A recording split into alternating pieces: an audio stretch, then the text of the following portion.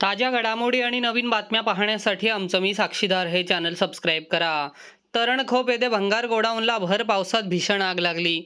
मुंबई गोवा महामार्गावरील पेण तालुक्यातील तरणखोप गावच्या हद्दीत असणाऱ्या हॉटेल शुभलक्ष्मी जवळील भंगाराच्या गोडाऊनला मध्यरात्री 2च्या सुमारास भर पावसात भीषण आग लागली।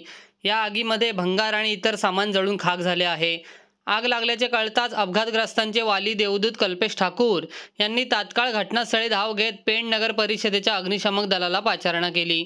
त्यांच्या सतर्कतेमुळे पुढील हानी टळली आहे। घटनास्थळी पेण पोलीस पोहोचले। भर पावसात लागलेली आग अथक प्रयत्नानंतर आटोक्यात आली। मुंबई गोवा महामार्गावरील पेण तालुक्यातील तरणखोप गावच्या हद्दीत असणाऱ्या हॉटेल शुभलक्ष्मी जवळील भंगाराच्या गोडाऊनला आज मध्यरात्री 2च्या सुमारास भर पावसात भीषण आग लागली।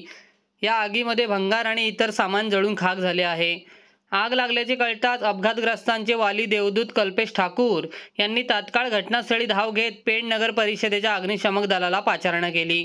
अग्निशमक दलाच्या जवानांनी ही आग विझवली। त्यांच्या सतर्कतेमुळे पुढील हानी टळली आहे। घटनास्थळी पेण पोलीस पोहोचले।